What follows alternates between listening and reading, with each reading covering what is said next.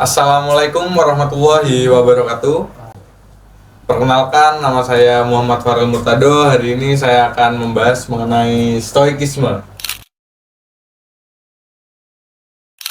Ya, kita mulai dari awal. Stoikisme adalah suatu ilmu filsafat yang digunakan oleh seorang filsuf 2000 tahun silam, dan ilmu filsafat ini digunakan untuk mengendalikan emosi-emosi negatif yang ada pada diri manusia.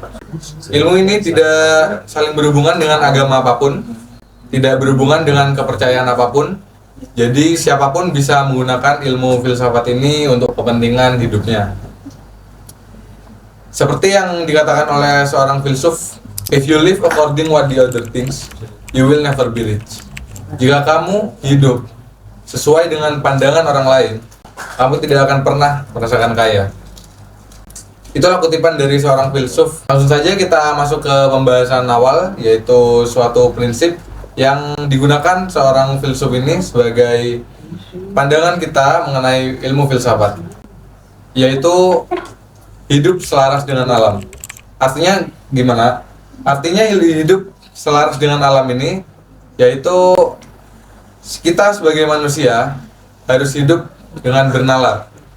Karena manusia adalah makhluk yang bernalar, kita berbeda dengan hewan, di mana suatu tindakan yang kita lakukan harus kita bernalar. Jadi, kalau kita mendapatkan suatu musibah atau misalnya kita terjebak macet, kita tidak harus langsung marah gitu. Jadi kita harus berpikir terlebih dahulu kenapa kita macet, karena kan pasti ada penyebabnya. Jadi suatu ilmu filsafat ini dipergunakan untuk membahas mengenai emosi-emosi negatif yang kemungkinan akan dikeluarkan oleh kita saat kita mendapat musibah dari hal eksternal. Berdasarkan kutipan dari seorang filsuf, setiap hari kita akan menghadapi orang-orang yang menjengkelkan. Oleh karena itu, tidak mungkin dalam dunia ini kita menghapuskan orang-orang yang menjengkelkan. Jadi, itu tergantung pada bagaimana kita berpikir dari faktor internal kita untuk mencari solusi dari hal-hal eksternal itu. Selanjutnya, yaitu prinsip yang kedua, prinsip dikotomi kendali. Dikotomi kendali ini adalah suatu prinsip yang digunakan untuk mengendalikan emosi kita kepada hal-hal yang di luar kendali kita dan hal-hal yang ada dalam kendali kita. Jadi misalkan ada hal yang dalam kendali kita, yaitu suatu pikiran kita, cara kita menanggapi sesuatu itu dalam kendali kita.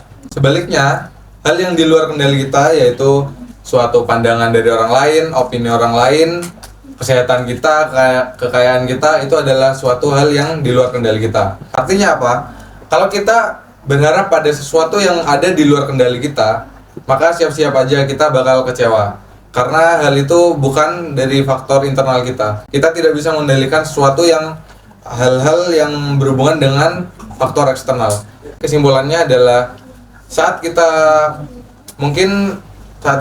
suatu saat kita bahagia, kita harus tahu bahwa kita gak akan bahagia untuk selamanya. Kita harus tahu bahwa kebahagiaan kita adalah sifat yang sementara. Dan jika kita kecewa pun, kita gak akan selamanya kecewa. Jadi kita harus memperbaiki emosi negatif kita, cara kita bernalar, hingga kita tidak merasakan kecewa lagi dari faktor-faktor eksternal yang ada pada manusia. Jadi itu saja. Sekian dari saya. Wassalamualaikum warahmatullahi wabarakatuh.